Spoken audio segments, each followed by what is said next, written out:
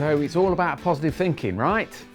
Wrong, right? It's taken me 20 years of academic graft to uncover the secrets of happiness, only to discover that the secrets aren't quite so secret. And while positive thinking can be helpful, it can also be dangerous. Let me explain. Most personal development books are about your state of mind. So the idea is that if you change your mental habits, generally towards a rosy variety, and then life of a universal abundance will magically unfold before you. The notion is that the world is neutral until you apply some thinking to it, and then everything turns out great. But it's not an exact science, right? So the real world tends to get in the way. You can apply as much positivity as you like, but sometimes life will feel a bit brown and gooey rather than green and lush. Because the truth, no matter how much positive thinking you do, the dog turd of life is out there just waiting for you to step on it. And step on it you most certainly will. Plus sometimes positive thinking is downright dangerous. For example, when you're taxiing on the runway, I don't want to hear this.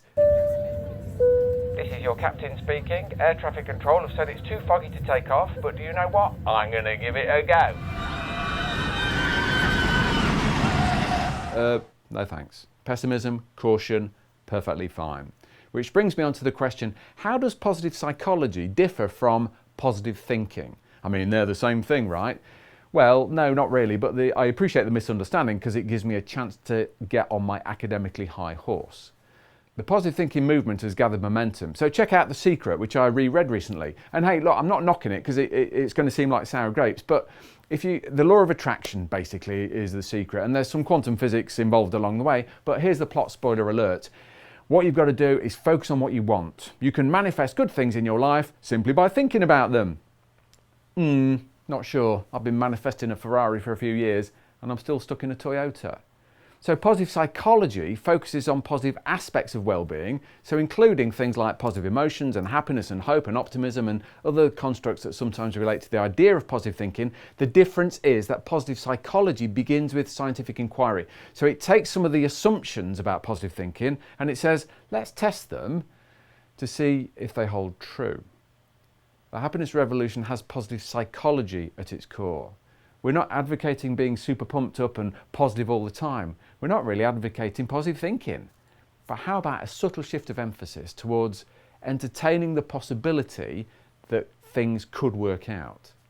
I call this realistic optimism, and it shifts things quite considerably. So you become open to possibilities. You have options. You don't have to stand in front of the mirror and chant, I'm a millionaire, I'm a millionaire, I'm a millionaire, when clearly you're not. If you want to manifest, go ahead and manifest. I've got no problem with aiming high. I actually really admire it. But I'm not so sure you have to. I think true happiness is less about manifesting a Ferrari and more about learning to be super happy in a Toyota. And if you'll allow me to give you the British strand of positive thinking, it's less about donning rose-tinted specs and more about cleaning the shit off your current ones. So come on,